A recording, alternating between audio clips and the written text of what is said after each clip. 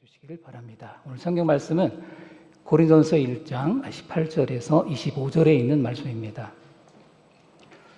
고린도전서 1장 18절부터 25절에 있는 말씀 교독하겠습니다. 십자가의 도가 멸망하는 자들에게는 미련한 것이요 구원을 받는 우리에게는 하나님의 능력이라. 기록된 바 내가 지혜 있는 자들의 지혜를 멸하고 총명한 자들의 총명을 폐하리라 하였으니 지혜 있는 자가 어디 있느냐? 선비가 어디 있느냐? 이 세대의 변론가가 어디 있느냐? 하나님께서 이 세상의 지혜를 미련하게 하신 것이 아니냐? 하나님의 지혜에 있어서는 이 세상이 자기 지혜로 하나님을 알지 못하므로 하나님께서 전도에 미련한 것으로 믿는 자들을 구원하시기를 기뻐하셨도다. 유대인은 표적을 구하고 헬라인은 지혜를 찾으나 우리는 십자가에 못 박힌 그리스도를 전하니 유대인에게는 거리끼는 것이요 이방인에게는 미련한 것이로되 오직 부르심을 받은 자들에게는 유대인이나 헬라인이나 그리스도는 하나님의 능력이요 하나님의 지혜니라. 하나님의 어리석음이 사람보다 지혜롭고 하나님의 약하심이. 아멘. 제가 오늘은 이제 새벽교회에서 두 번째로 말씀을 전하는 날입니다. 어떤 말씀을 전할까 고민하다가 오늘 본문을 잡았습니다. 지난 두 달 동안 우리가 사도행전을 묵상했는데 그 내용이 오늘 말씀을 이해하는데 크게 도움이 될 것입니다.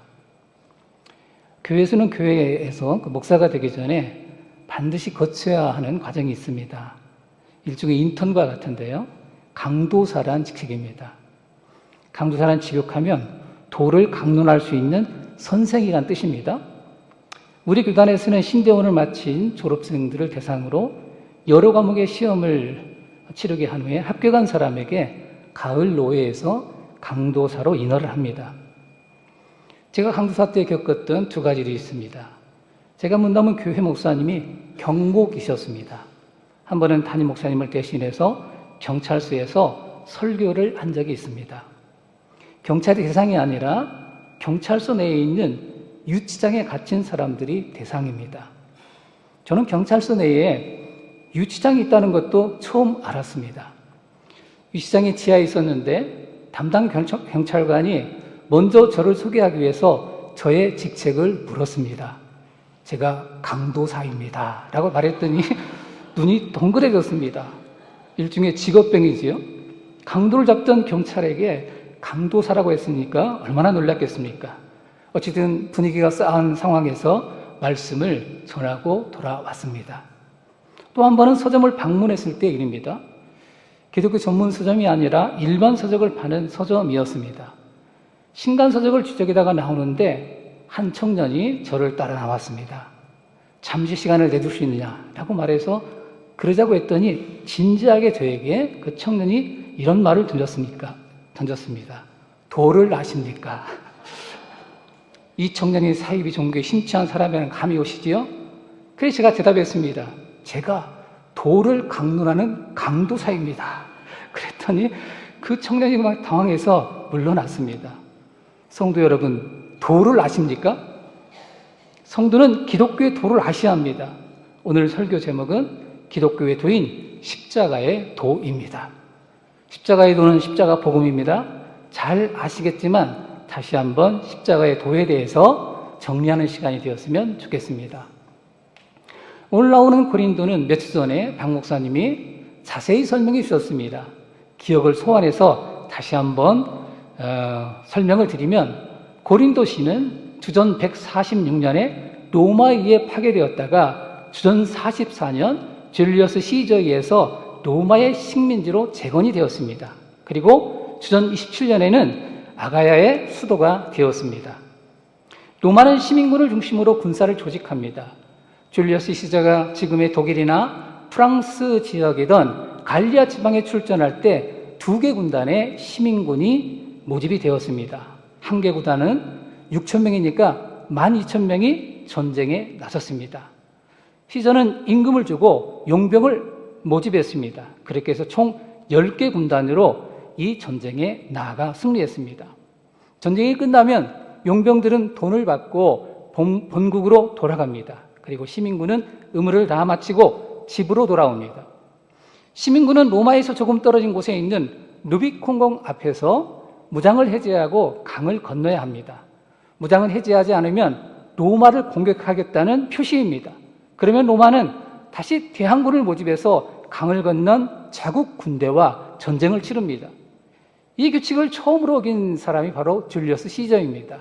시저는 전쟁에 나섰던 군사를 이끌고 루비콘강을 건넜습니다. 강을 건넌 거죠.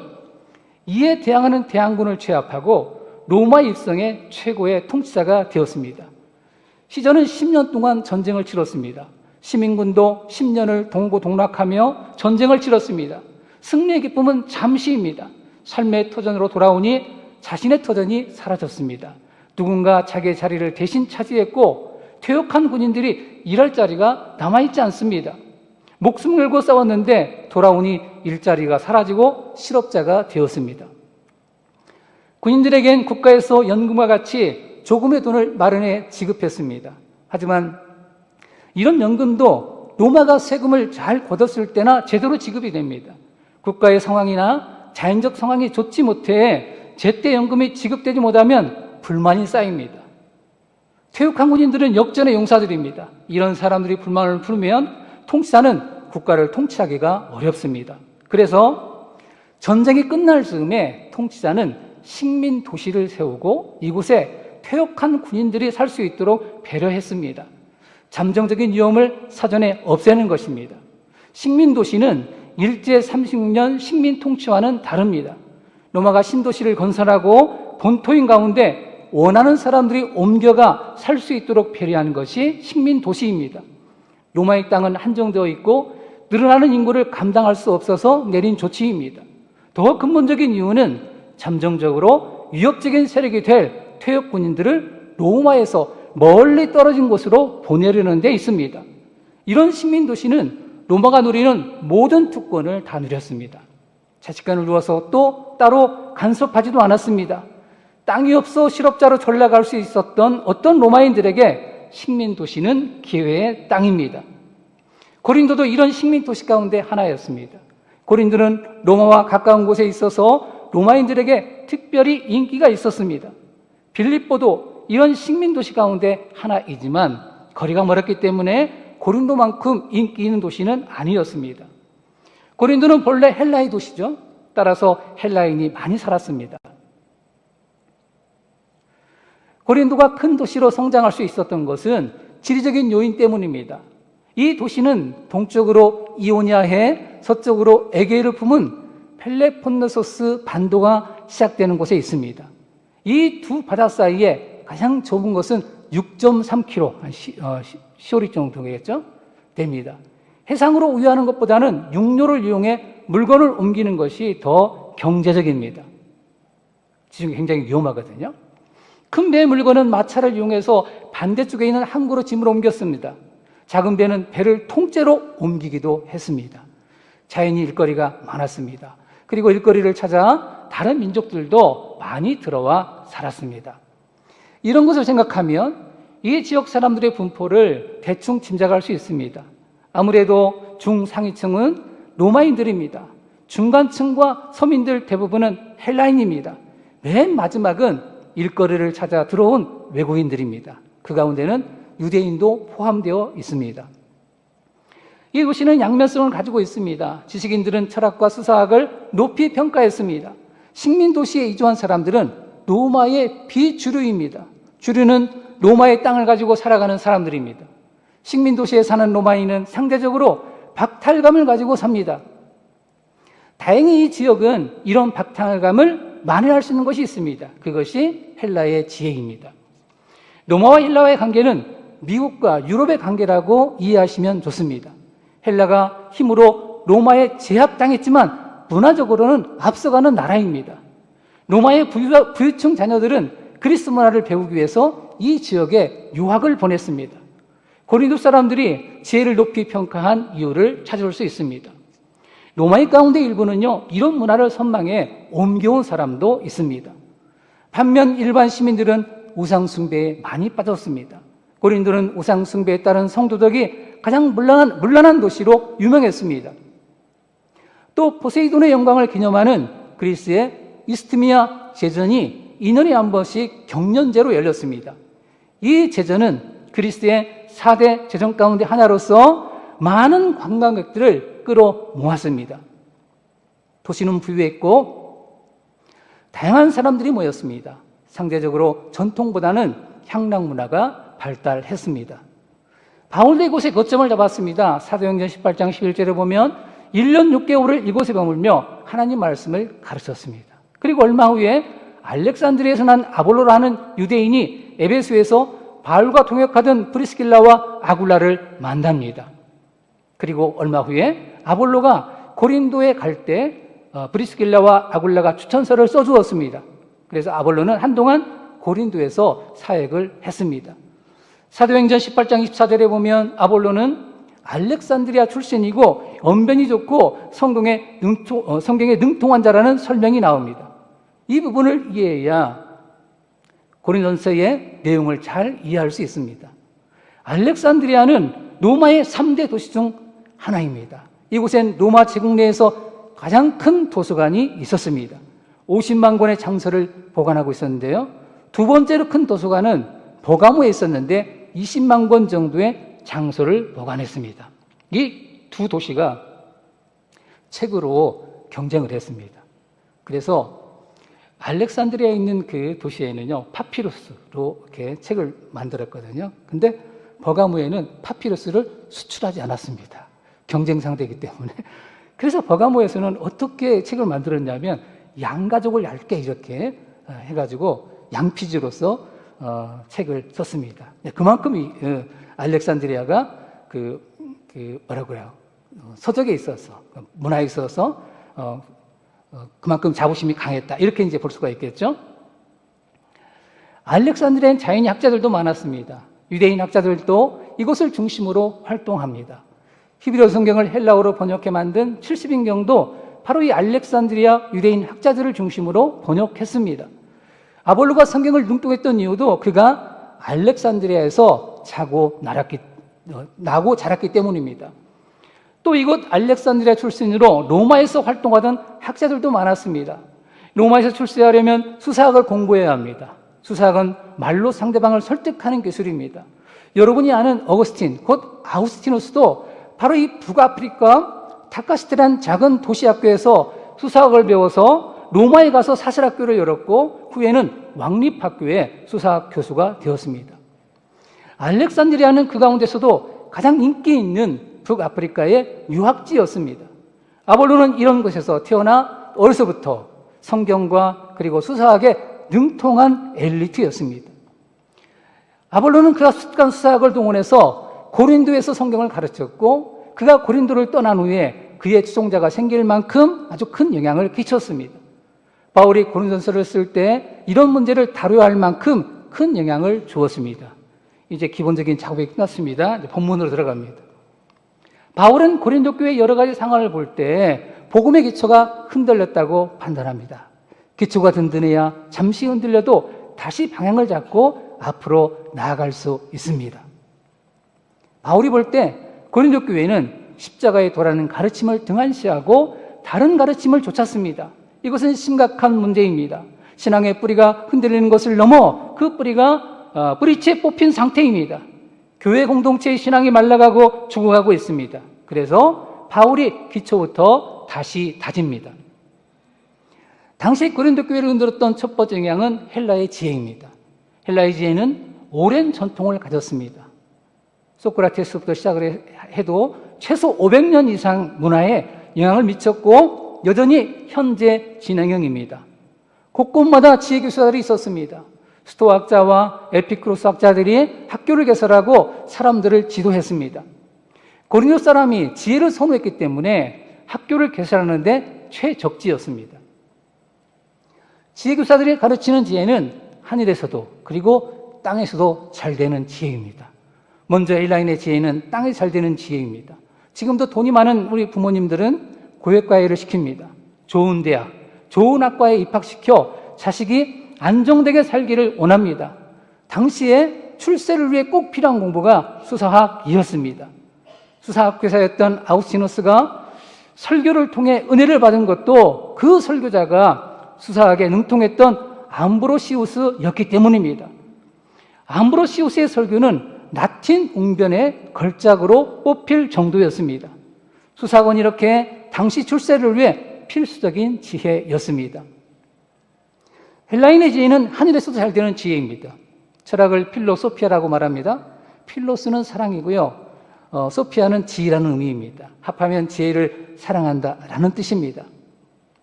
왜 헬라인들이 이런 지혜를 사랑할까요? 여러분은 수학을 사랑하십니까? 여러분은 영어를 사랑하십니까? 그렇지 않지요. 그런데 왜 헬라인들은 지혜를 사랑해야 한다고 가르칩니까? 그 지혜를 얻으면 구원에 이를 수 있다고 보았기 때문입니다. 이때의 지혜는 단순한 지혜가 아니라 하늘에 오르는 지혜입니다. 이 지혜를 얻으면 하늘에 올라 구원의 세계에 들어갈 수 있다고 보았습니다. 그 구원의 세계는 이데아의 세계일 수도 있고 일자의 세계일 수도 있습니다.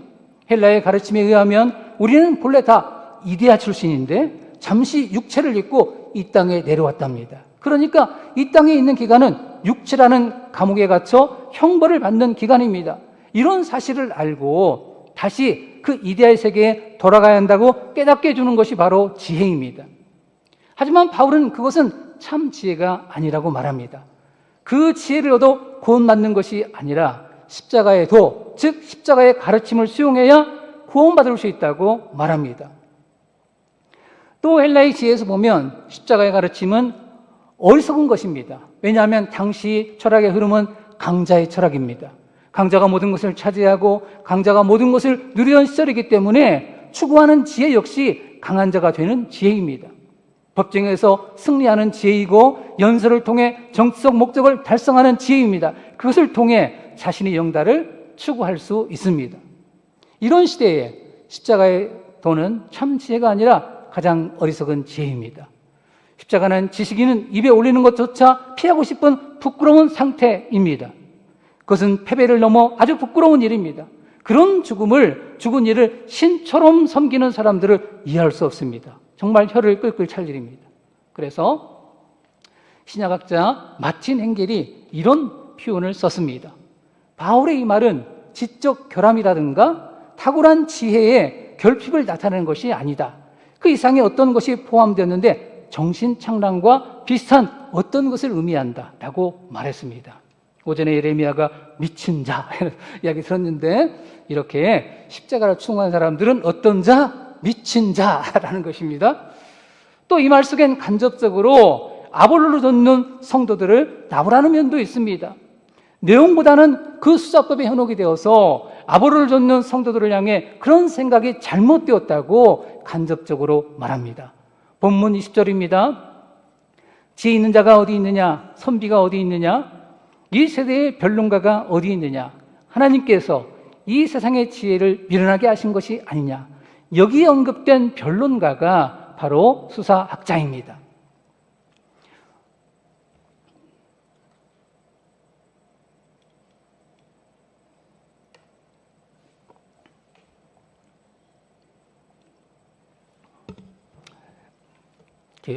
제가 새벽교회 와서 좀 당황스러운 일이 화장실을 벌어서요. 성가대 연습할 때 물을 못 마십니다. 제일 중요한 것이 물을 마셔야 되는데 물을 마실 수가 없어요. 제가. 바짝바짝 탑니다. 이해해 주시고. 바울이 이런 말을 한 적이 있어요. 고린도후서 11장 6절에 내가 비록 말에는 부족하나 지식에는 그렇지 아니하니 이것을 우리가 모든 사람 가운데서 모든 일로 너희에게 나타내오노라. 여기서 말에는 부족하다는 말은 아볼로에 비해서 효과적인 말로 설득하지는 못하지만 예수 그리스도를 아는 지식에는 그렇지 않다는 말입니다. 바울이 이 부분에 얼마나 스트레스를 받았는지 알 수 있습니다.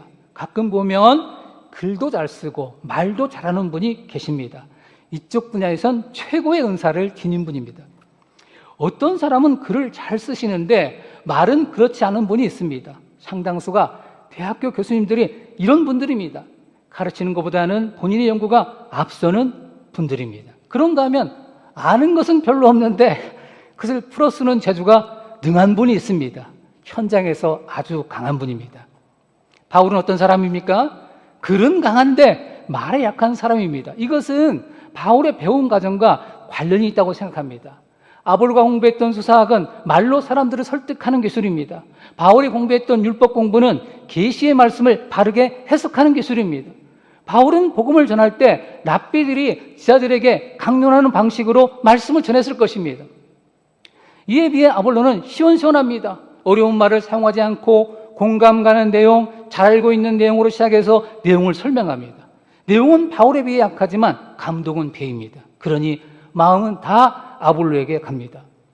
고대에 이렇게 수사학을 정리한 두 사람이 있습니다. 첫 번째 사람은 아리스토텔레스입니다. 그의 스승 플라톤은 수사학을 아주 경시했습니다. 수사학은 소피스들이 사람들을 현혹하기 위해 가르치는 것으로 판단했습니다. 하지만 아리스토텔레스는 그 안에 긍정적인 면을 찾았습니다. 그래서 수사학이라는 교과서를 한 권 남겼습니다. 이 책의 가치를 알고 제대로 정리한 사람이 로마 사람 키케로입니다. 로마는 연설의 시대입니다. 출세하려면 연설을 잘해야 합니다. 키케로 연설의 대가였습니다. 자신의 조카가 나도 삼촌처럼 어떻게 하면 연설을 잘할 수 있느냐라고 묻자 그 조카에게 자신의 엑기스를 전해준 것이 키케로의 수사학입니다. 키케로는요, 말을 잘하려면 세 가지가 갖추어져야 한다고 말합니다. 한번 잘 들어보세요. 첫 번째는 로고스입니다. 말은 논리가 정연해야 합니다. 앞에서 한 말과 뒤에서 한 말이 다르면 그 말은 설득력을 잃습니다. 말은 논리를 갖추어야 합니다. 이것이 로고스입니다. 두 번째는 파토스입니다. 파토스는 감성을 자극하는 것입니다. 감성을 자극했던 대표적인 사람이 히틀러입니다. 그 연설을 들으면 목숨을 걸고라도 투쟁하고 싶은 생각을 불러일으킵니다. 세 번째는 에토스입니다. 에토스는 말을 하는 사람의 인격에서 나오는 것입니다. 살아온 삶이 감동인 사람입니다. 이런 사람은 조금 더듬거리는 말을 해도 듣는 사람들에게 감동을 줍니다. 그의 말에 그의 삶이 오롯이 묻어나기 때문입니다. 수사학은 이 세 가지 요소를 적절히 사용해 자기 생각을 전달하는 기술입니다. 아볼로는 이런 수학에 능통했던 사람입니다. 아마 성도들의 눈높이에 맞추어서 로고스와 파토스가 가미된 설교를 했을 것입니다. 그가 알렉산드리아 출신 수사학자라는 그것 때문에 에토스도 그의 설교에 매력을 더했을 것입니다. 아볼로가 의도하는 바는 아니었지만 고린도 기독교인들 가운데 그래서 아볼로를 추종하는 사람들이 많았습니다. 바울이 말합니다. 1장 21절 하나님은 말에 현란한 방식이 아니라 전도에 미련한 것으로 구원하신다. 전도에 미련한 것이 무엇입니까? 바울이 전한 메시지와 그의 방식을 말합니다. 구원은 현란한 말재주에서 나오는 얄팍한 가르침이 아니라 내용이 중요하다고 말합니다. 그 내용이 무엇입니까? 십자가에 못 박힌 메시아에 대한 메시지입니다. 구원의 기초를 흔드는 두 번째 영향입니다. 유대인은 표적을 구하는 신앙입니다. 게바, 즉 베드로의 삶과 가르침을 추종하던 유대 그리스도인들입니다. 그런데 바울이 이 부분에 대해서는 많이 말하지 않습니다. 아무래도 교회 안에 유대 그리스도인들이 상대적으로 적어 영향이 적었던 것으로 보입니다. 예수님이 세상에서 활동하셨을 때도 유대인들은 표적을 구했습니다. 여러 표적을 보여주었음에도 불구하고 계속 표적을 요구하자 너희들에게 보일 표적은 요나의 표적밖에 없다고 말씀하신 적이 있습니다. 이처럼 유대인들, 특별히 율법을 잘 아는 사람들이 이런 표적을 요구했습니다. 유대인들의 표적을 구하는 것은 단순한 표적이 아니라 자신들을 구원할 수 있는 능력을 보여달라는 이야기입니다. 유대인들의 구원은 능력 있는 메시아가 나타나 능력으로 이스라엘을 구원하는 것입니다. 능력이 구원의 길입니다. 이런 해석을 한 데는 자신들이 바라는 메시아상과 관련이 있습니다. 유대인들이 바라는 메시아상은 모세나 혹은 다윗입니다. 모세는 어떤 사람입니까? 온갖 표적을 통해서 능력으로 이스라엘을 이집트에서 구해낸 사람입니다. 다윗은 어떤 사람입니까? 지혜와 용기가 출중한 왕으로서 전쟁에서 연전연승한 왕이요 이스라엘의 가장 강성한 시대를 열었던 통일왕국의 왕입니다. 유대인들이 예수께 요구했던 표적도 바로 이런 표적입니다. 예수님이 오병이의 표적, 즉 능력을 행하자 사람들이 예수님을 왕으로 옹립하고자 했습니다. 하지만 예수님은 사람들의 기대에 부응하지 않습니다. 자신을 추구하는 사람들에게 너희들이 나를 따르는 것은 표적을 보고 따르는 것이 아니라 떡을 먹고 배부른 까닭이라고 나무라셨습니다. 표적은 본래 선지자에게 주는 하나님의 신임장입니다. 뭐라고요? 표적이 어떤 거라고요? 하나님의 신임장. 이해되시죠? 신임장. 대통령의 신임장, 뭐 이런 게 있지 않습니까? 신임장. 맨 먼저 모세가 표적을 통해 이런 신임장을 받고 활동했습니다. 모세를 잘 모르는 사람들이 모세가 행하는 몇 가지 표적을 보고 그를 하나님이 보낸 선지자로 받아들였습니다. 엘리야가 떠날 때 선지학교 학생들이 엘리사를 선지자로 영접한 것은 엘리사가 행한 표적 때문입니다. 엘리사는 엘리야의 옷을 가지고 요단강을 쳐서 갈랐습니다. 이것을 보고 엘리야와 함께했던 하나님이 지금은 엘리사와 함께 하신다고 인정했습니다. 이처럼 표적은 하나님이 오셨다는 신임장입니다. 표적을 본 백성들은 표적을 보고 그 사람을 하나님의 선지자로 영접하고 그의 말을 하나님 말씀으로 청종해야 합니다. 중요한 것은 표적 자체가 아니라 표적을 행한 그 선지자의 말을 듣는 것입니다. 유대인의 잘못은 이미 많은 표적을 보여주었음에도 예수님을 선지자나 메시아로 받아들이지 않은 것입니다. 유대인의 생각에는 예수가 거짓 선지자로서 이적을 통해 우리를 미혹하는 것이 아닌가 판단했습니다. 그래서 거듭 그리스도로 믿을 만한 표적을 구했습니다. 예수님은 어떤 표적을 보여도 유대인들이 믿지 않을 것을 아셨습니다. 오직 자신의 십자가 죽음만이 하나님이 보낸 그리스도임을 드러낼 것으로 그렇게 보았습니다. 아마 고린도에 있는 유대 그리스도인들 가운데 일부가 아직도 이런 기대를 놓지 않은 것으로 보입니다. 그래서 지혜 때문에 큰 유혹에 직면한 이방인들과 더불어 능력 때문에 미혹에 떨어질 수 있는 유대 그리스도인들을 향해서도 바울이 경고합니다. 하나님은 표적이나 능력을 통해 우리를 구원한 것이 아니라 십자가를 통해 구원하신다. 다른 복음을 추종해서는 안 된다라고 말합니다. 그런데 여기에서 바울이 이 부분과 관련해서 조금 다른 이야기를 합니다. 여러분, 능력의 반대는 무능입니다. 그렇죠? 그런데 이 3절에 보면 유대인에겐 거리끼는 것이 된다고 말합니다. 걸려 넘어지게 하는 것? 왜 십자가가 무능한 것이 아니라 거리끼는 것이 됩니까? 이것은 예수님의 죽음이 십자가의 죽음이었기 때문입니다. 유대인들에게 십자가의 죽음은 나무에 달린 자의 죽음입니다. 나무에 달린 자는 신명기 21장 23절에 보면 하나님을 모독해 하나님께 저주받은 자의 죽음입니다. 본인은 메시아로 주장했을지 모르지만 예수가 십자가 나무에 달려 죽었다는 것은 그가 거짓 선지자 노릇을 내 하나님께서 심판했다는 의미입니다. 사실은 유대 종교주의자들이 굳이 빌라도 총독에게 아쉬운 소리로 재판을 청했던 이유도 유대인에겐 십자가에 매달 수 있는 사형 집행권이 없었기 때문입니다. 그렇지 않으면 수레만처럼 돌로 쳐 죽이는 방법을 택할 수도 있습니다. 자신들에게 가능한 이런 방식의 죽음이 아니라 로마의 처형 방식을 선택한 이유는 예수님을 하나님의 모독자로 몰아 죽이기 위함입니다. 그렇게 해야 예수 선지자 운동을 즉시 끝낼 수 있기 때문입니다. 유대인의 갈등은 이것입니다. 이분이 선하게 산 것도 인정한다. 이분이 많은 표적을 통해 병자를 고친 것도 인정한다. 하지만 이분이 정말 하나님의 메시아라면 십자가 나무에 죽어서는 안 된다. 이는 하나님의 모독자라고 율법에 분명히 나와 있기 때문이다. 유대인들이 볼 때 예수는 그가 살아온 삶과는 상관없이 하나님을 모독한 모독자입니다. 하나님을 모독한 자를 자신의 메시아로 고백하는 일은 그래서 불가능합니다. 그래서 십자가 죽음이 유대인들에게 예수를 그리스도로 받기에 거리끼는 일이 되었습니다. 지금 편지를 쓰고 있는 바울이 전에 이것 때문에 기독교인을 박멸하라고 하지 않았습니까? 여러분, 박멸이 어떤 것인지 아시죠? 한 달에 한 번씩 벌레 퇴치하는 분이 오셔가지고 약을 나누지 않습니까? 이런 말은요, 바퀴벌레를 퇴치할 때나 쓰는 말입니다. 한 마리라도 살아남아서는 안 되는 경우에 쓰는 말입니다.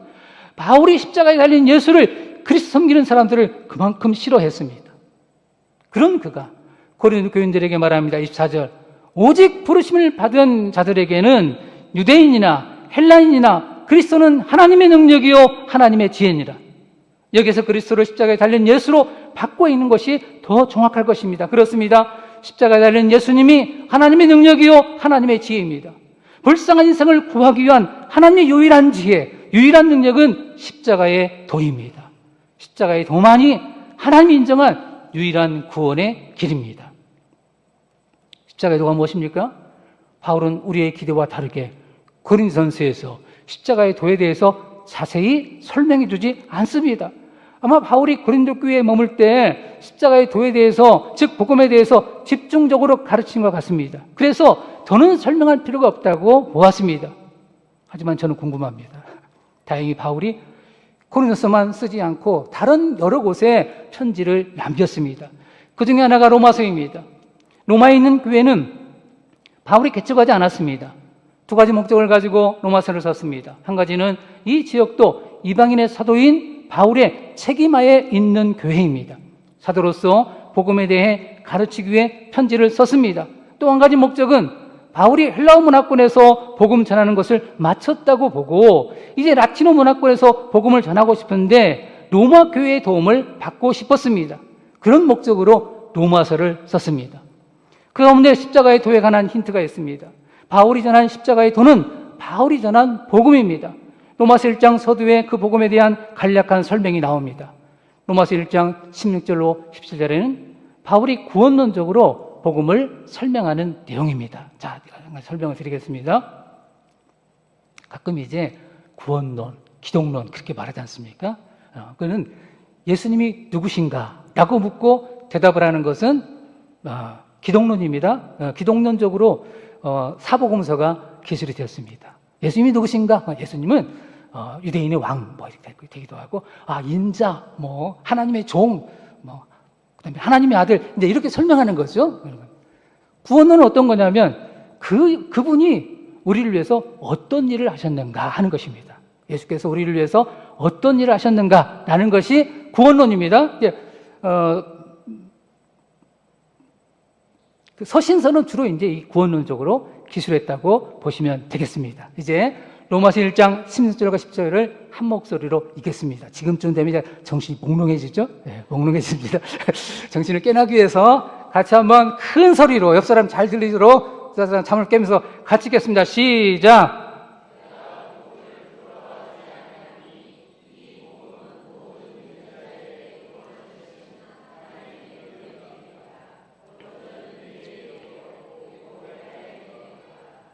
복음에 있는 하나님의 의가 나타나서 믿음으로 믿음이 기록된 바 오직 의인은 믿음으로 말미암아 사리라. 아멘. 16절을 보면 이 복음은 모든 자에게 구원을 주시는 하나님의 능력이 됩니다. 하나님의 능력은 무엇을 말합니까? 구원을 말합니다. 유대인에게 하나님의 능력이 구원의 길이고 헬라인에게는 지혜가 구원의 길입니다. 로마서 1장 16절에 하나님의 능력이란 이 표현 두 가지를 다 아우르는 말입니다. 다만 구원사의 관점에서 구원이 먼저 유대인에게 다음에 이방인의 대표격인 헬라인에게 주어진다는 말입니다. 오늘 우리는 헬라인의 범주에 포함되어 있습니다.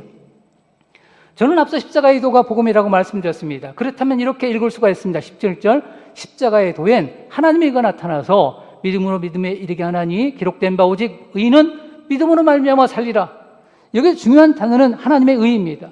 의는 법정적으로는 죄사함이나 죄 없음을 선포하는 것입니다. 이것을 보통 칭의라고 말하죠. 칭의는 예수님의 속죄의 죽음을 나를 위한 대속의 죽음으로 판단해 하나님께서 죄사함, 죄 없음을 선포하는 것입니다. 그러면 죄 때문에 단절되었던 하나님과의 관계가 회복이 됩니다. 그래서 1차적으로 구원이 우리에게 이루어집니다. 다른 한편 의를 관계론적으로 설명할 수 있습니다. 성경은 여러 비유를 들어서 하나님과 그의 백성의 관계를 설명합니다. 왕과 백성, 목자와 양, 아버지와 자녀 등등 하나님과 우리 사이의 관계를 설명하는 비유의 내용입니다. 하나님과 우리 사이의 관계를 왕과 백성의 유비로 보면 왕의 의는 그 백성들을 적으로부터 보호하고 안전하게 살게 하는 것입니다.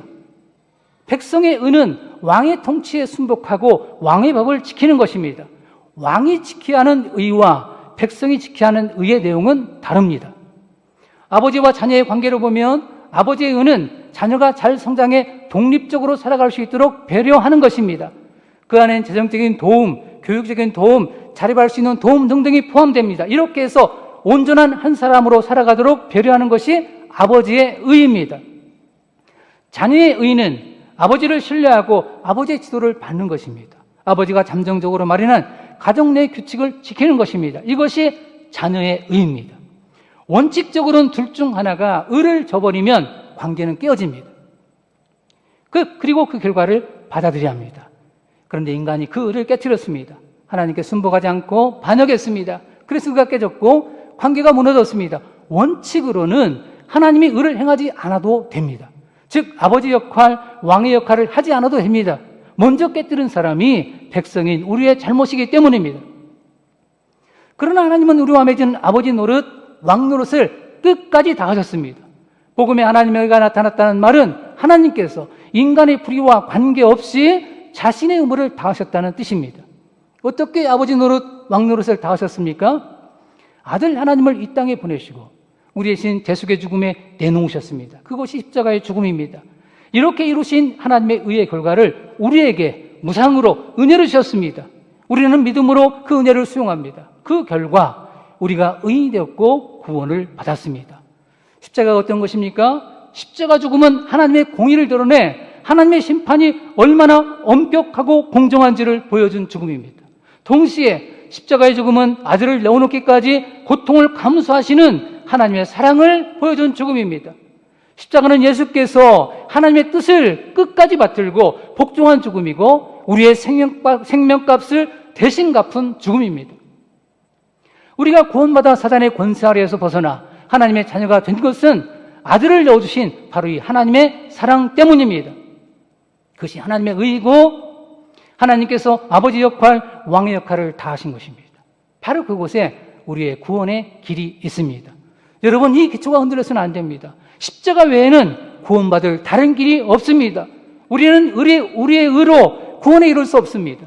하나님의 의인 십자가의 복음을 믿음으로만 하나님의 자녀로 살아갈 수 있습니다. 정리하겠습니다. 뭔가 좀 미진하죠? 다음 설교 때 또 제가 보충해서 말씀드리겠습니다. 졸리잖아요. 그렇죠? 예. 정리합니다. 십자가의 도에서 도란, 헬라어 로고스를 번역한 단어입니다. 플라톤의 파이돈에 보면 소크라테스가 자기의 죽음을 지켜보는 사람들에게 했던 말입니다. 마지막 숨이 꼴딱꼴딱 넘어갈 때도 말입니다. 소크라테스는 각자 자신의 온 인생과 죽음을 걸고 지킬 만한 로고스, 즉 도가 있어야 한다고 말합니다. 대단하죠? 제자들이 스승님 도망가세요. 아무 문제 없거든요. 도망가도 아무 문제 없어요. 뭐 붙잡아 죽이는 것도 아니에요. 그냥 다른 나라로 그 도시를 떠나기만 하면 됩니다. 떠나기만 하면 되는 거예요. 그렇게 하지 않았습니다. 소크라테스는 자기가 말한 것처럼 자신의 온 인생과 죽음을 걸고 지킬 만한 도, 그것에 목숨을 걸었습니다. 자신은 이 도를 지키기 위해서 죽음을 피하지 않겠다고 강조합니다. 여러분에게도 죄송합니다. 갑자기 와가지고 죄송합니다.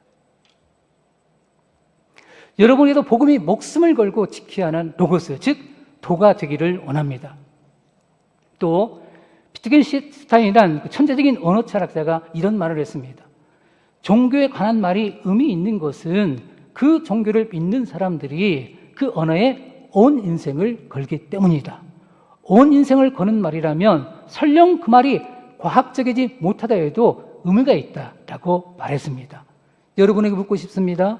여러분은 십자가의 도, 즉 복음의 가르침에 여러분의 온 인생을 걸 수 있습니까? 그럴 때 여러분의 구원이 고린도 교인들처럼 흔들리지 않을 수 있습니다. 또 십자가와 같은 고난이 닥쳐도 낭망하지 않을 수 있습니다. 이런 확신으로 이번 한 주간도 주님 안에서 승리하는 삶을 사는 성도님 되기를 간절히 기원합니다. 네, 기도하겠습니다.